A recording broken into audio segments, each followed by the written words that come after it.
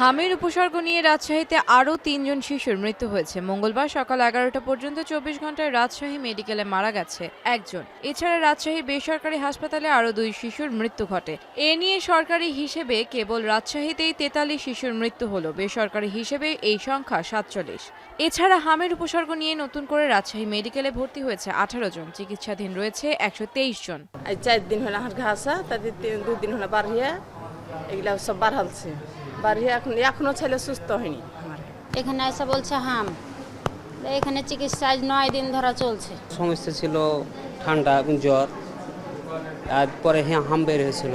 Mymensingh medical কলেজের হাম isolation ইউনিটে পর্যাপ্ত শয্যা না থাকায় মেঝেতে চিকিৎসা নিতে হচ্ছে রোগীদের। চিকিৎসা সেবা দিতেও হিমশিম খাচ্ছেন নার্স চিকিৎসকরা। পেট্রোয়েটিক আইসিইউ না থাকায় ১ থেকে ১.৫ মাসের শিশুকে অক্সিজেন দিতে ব্যবহার করতে হচ্ছে বাবল সিপ্যাপ। হামে আক্রান্ত হয়ে ময়মনসিংহে এখন পর্যন্ত মারা গেছে ৭ জন।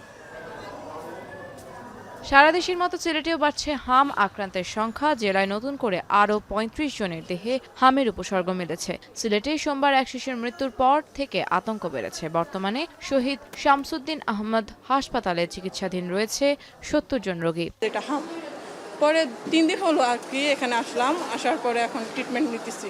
এখন আপাতত আলহামদুলিল্লাহ ভালো আছে।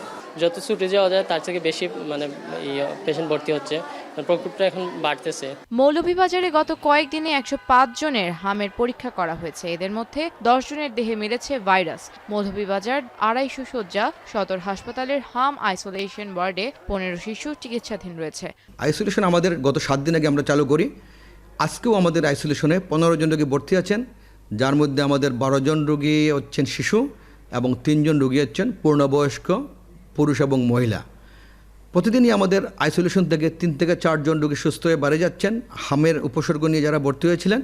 ঠাকুরগাঁওয়ে বেড়েছে সংক্রমণ। স্বাস্থ্য বিভাগের তথ্য অনুযায়ী জেলায় নতুন করে ১৪ জন সন্দেহজনক হাম রোগী শনাক্ত হয়েছে। এখন পর্যন্ত জেলায় ৪৮ জনের শরীরে হামের উপসর্গ শনাক্ত হলো। হামের উপসর্গ নিয়ে হাসপাতালে চিকিৎসাধীন রয়েছে ৭ জন। পরিস্থিতি নিয়ন্ত্রণে রাখতে নমুনা সংগ্রহ ও পরীক্ষার কার্যক্রম জোরদার করা হয়েছে। চিকিৎসা সেবা বাড়ানোর পাশাপাশি টিকা কার্যক্রমও জোরদার করা হোক, এমনটাই প্রত্যাশা সবার। আফনান অপসরা, এখন।